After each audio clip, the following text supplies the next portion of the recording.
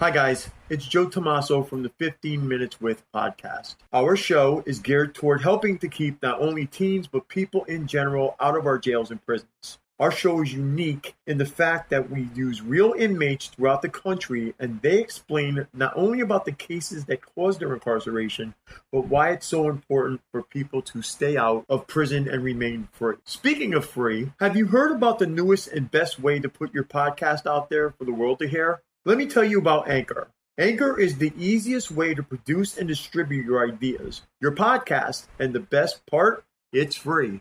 There's even a creation tool that allows you to record and edit your podcast right from your phone or your computer. Anchor will even distribute your podcast for you so people can hear it on Spotify, Apple Podcasts, and many other listening platforms. You can even make money from your podcast, and there are no minimal amount of listeners required.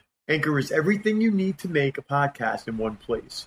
So what are you waiting for? Download the free Anchor app or go to anchor.fm and get started.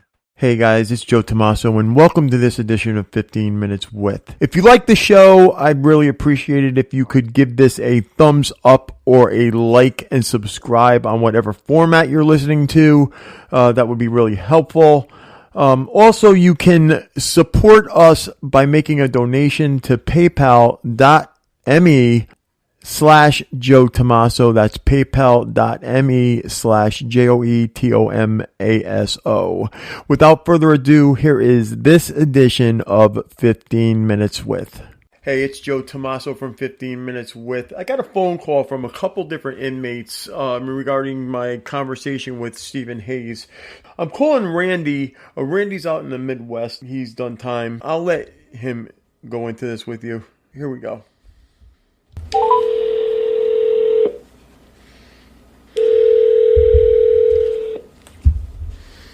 Hello? Hey, Randy. It's Joe from 15 Minutes With. How you doing, Joe? I'm okay. So you contacted me about, you heard the interview with Stephen Hayes from the Cheshire Home Invasion, and you contacted me. So I'm just going to ask you a couple primary questions first, and then we're going to, go from there. Obviously, your name is Randy, and where are you from? Midwest. Let's leave it at that. Okay. So you've done time before.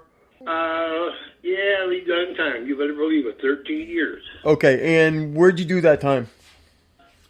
I spent the first 11 up at Ayers, Massachusetts at Devon's. Mm-hmm. And then they ticked them off, so they moved me to Texas as rebuttal down to, what was the place?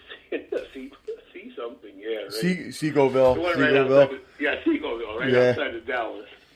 So, and you contacted me about my interviews with Stephen Hayes because you heard the interviews. I'm going to ask you a question right off the bat. Did you think he was sorry when he actually, said he was?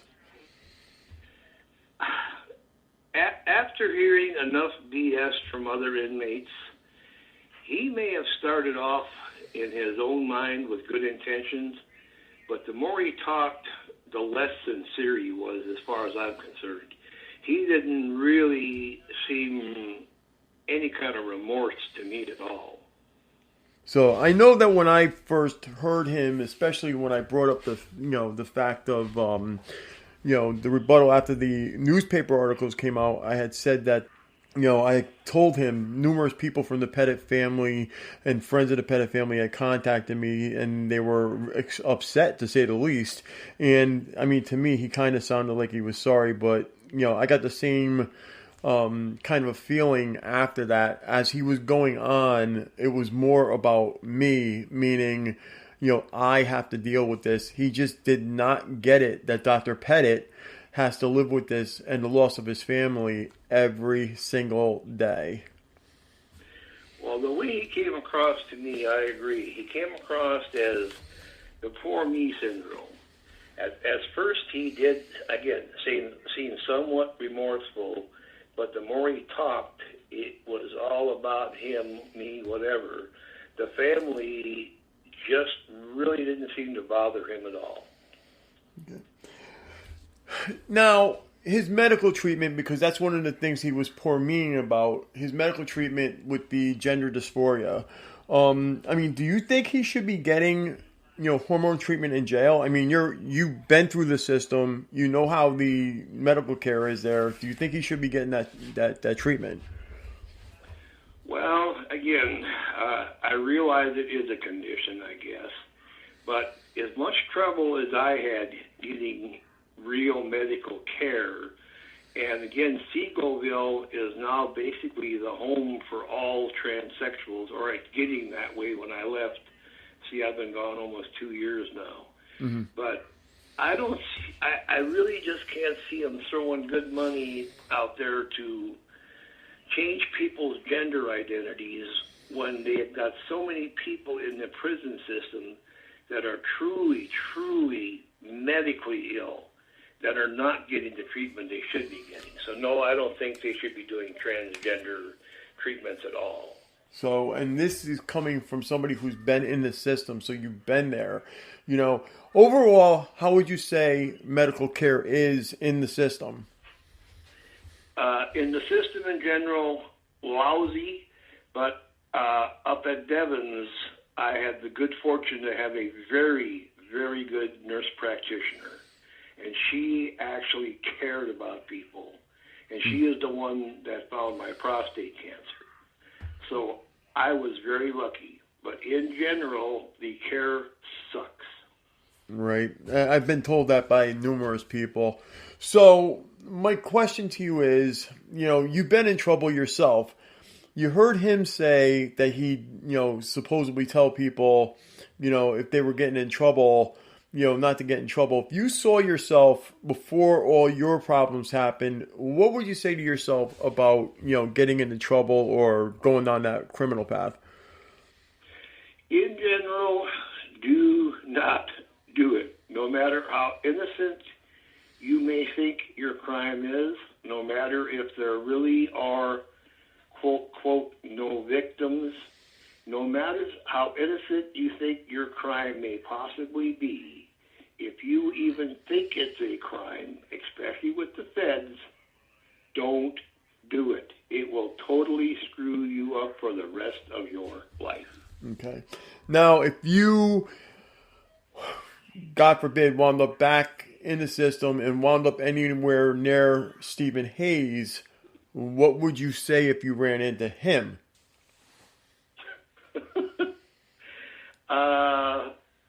I'd probably be in jail for murder because I just don't comprehend anyone taking anyone's life, much less in the violent, sadistic way him and his partner did. But I would probably just have to keep away from him. Otherwise, I'd do something I would regret. So you'd be back in there for a long time. Yeah, I would not see daylight. Okay.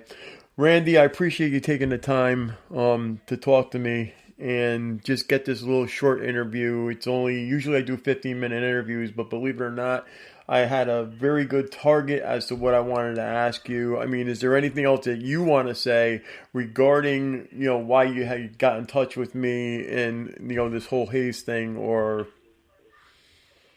Well, in essence, as I say, when I heard the rebuttal portion, it just bothered me that he showed 2 seconds of sympathy. I won't even call it remorse. Mm-hmm. And then he fell into the poor me category. Anything he's gotten, he deserves. And I believe you may have said it somewhere on one of your interviews. It is a shame the death penalty is still not in place. Okay. Because him and his buddy need to be dead. See, so you're an actual inmate, well, now an ex-offender, and you're even saying that they should have gotten the death penalty. 100%. As I say, my crime was computer-related. Yes, there were victims, but no, I did not have any. I did not hurt anyone directly. And I've never dreamt of hurting one directly. And according to him, he went in there with no intention on hurting anyone. But to be so violent, to kill their people like that, just does not compute. I'm sorry. Right. And for the listeners who don't know what we're talking about, This was from the Cheshire home invasions, happened back several years ago, about 12 years ago, as a matter of fact, in the town of Cheshire. Not only were 2 of the victims violently raped, but the house was set on fire. One of the victims was actually strangled to death. The mom and the 2 daughters actually passed away from smoke inhalation, and the father was basically beaten within an inch of his life with a baseball bat. So, and then Hayes and his partner Karmazewski, matter of fact, Karmazewski is actually appealing his sentence right now. Matter of fact, Randy, let me ask you, what do you think about this appeal thing? Definitely, there are so many stupid rules in the legal system about, fighting appeals when people really deserve them. I feel I was shafted. Of course, we all do. But the thing is, I had to fight every inch of the way to try to get a little tiny relief. And they denied everything I tried from square one. Now, this guy has basically admitted to killing, murdering, maiming, burning, God knows what else. Well, they actually got caught. They actually got caught pulling away from the house. God have mercy. Yep, they actually got caught pulling away from the house. Ah, Jesus. And they want to appeal. I'm sorry, but the system is so broke. If either of these guys get an appeal, then I've really lost all faith in our system. I mean, when an average person with an average crime is denied access to the legal system because of some asinine loophole the feds put into the system, and yet these people that have admitted guilt, caught coming out of the home, and they're going to give them a chance for an appeal, I'm sorry, that is absolute bull. Yeah, hockey. Yep. Okay, Randy. Well, I'm thanking you for calling me, and getting a hold of me. I really wanted to get somebody who was in the system, somebody else who was actually, sentenced and did time. I wanted to get one of their perspectives and their feelings, on what should happen. So I really appreciate the fact that you got a hold of me regarding this. Well, that was the big reason I called you. When I heard that second interview, I was so damnable mad I had to vent. I had to vent somewhere. And being you were available and offering, by gosh, I got a hold of you. And I appreciate you taking my call. Okay. Thank you. I appreciate everything. We're going to end this right now. And I guess I'll dub this up and put it up. And we'll see what the rest of the public has to say. Thank you very much, Randy. Well, hey, I thank you, Joe, and you take care and keep fighting the good fight. Thank you. Bye. Thank you for listening to 15 Minutes With. I hope you've enjoyed this edition. If you have enjoyed this edition of 15 Minutes With, please hit the like and the subscribe button. You can also help me keep this show going and watch it get better by donating to paypal.me/Joe Tomaso. That address again is paypal.me/JoeTomaso. 15 Minutes With is constantly looking for new content to upload and new people to interview. If you would like to share your story, or if there's someone you would like to see us interview, please email us at insidetherazorwire@gmail.com. That email address again is insidetherazorwire@gmail.com. Last but not least, again, if you like to support this channel, please subscribe and hit the like button. Until next time, we'll be seeing you